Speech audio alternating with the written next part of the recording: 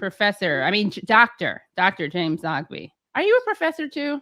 I was for many years, but I found that while I loved my own kids, I really hated kids I was teaching. So wow, that's so honest. That bold honesty yeah, that you I'm can't sorry, find most but, places. yeah. No, it's good. That's great. All right, Yeah, good to know. I mean, it could have been worse. If it had been the reverse, that would have been really bad for your kids. That would have been horrible. Yeah. Yes. Let's talk about your latest piece, which kind of takes a look at a year of his disappointment when it comes to the treatment of Palestinians. You actually go through in your piece a number of promises that he made, and then you say that he's only kept one of those promises. Could you go over some of those promises? Yeah, look, let me start with the fact that I've been negotiating since the Jackson campaign when I was deputy campaign manager in the 80s. With the party establishment on the platform all these many decades. I remember back in 88, we wanted to include just the mild language, legitimate rights of the Palestinians, which was Camp David language. They told me, if you put the P word in the platform, all hell will break loose. And so it never happened. We had a debate, and it was the first time it had ever been spoken about at a convention. Flash forward up to 2016 with Bernie, we tried to get settlements in, and they wouldn't put the word in. Tried to get the word occupation, they wouldn't put the word in. Wow. Tried to get a whole bunch of things, they wouldn't do it.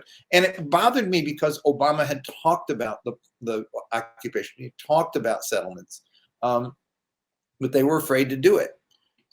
So this year, I was negotiating with them again, and the word settlement got in. They said, we're opposed to settlement. Oh, ooh, that's big, right? They wouldn't put the word occupation in, which is kind of weird that they wouldn't put it in. But they did. I said, there has to be some language about equality, about the human rights, whatever. And they came up with this formula, which they now use almost every time, about the equal worth of Palestinians and Israelis, which I thought was, it's a nice place to go. They also talked about undoing some of the damage of Trump, which is opening the consulate in Jerusalem, the consulate for Palestinians in Jerusalem, which Trump closed, and reopening the Palestinian office in Washington, which also Trump closed. None of that's happened. And even they gave aid. They did give aid, actually less than than Obama had given it. It's a step down. But when we talk to them, they say, well, we really can't criticize them. I know that we said we oppose settlements, but we can't criticize them because the government's too fragile. And it's this mindset of doing everything to protect internal Israeli democracy, not realizing what it does to the Palestinian side, who become sort of chopped liver in the equation. It's like they become a throwaway people.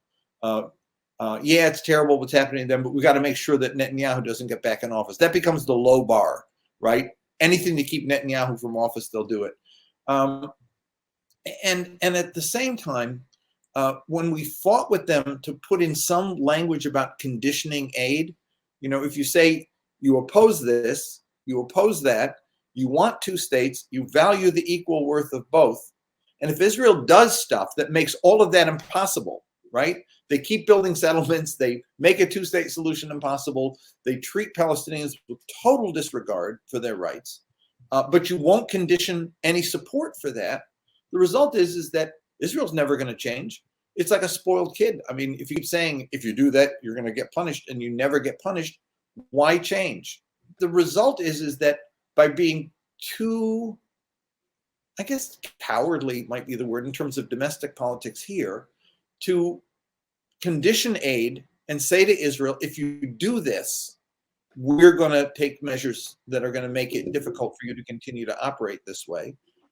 And if you at the same time say, well, we can't do this because we have to be really careful not to get Netanyahu back in office, basically what that says is that Palestinian lives aren't equal. They don't have worth. And you don't basically give a damn what happens to them. And that's kind of what the gist of the article was that Palestinians have every reason to be disappointed because none of the promises Biden made got delivered on.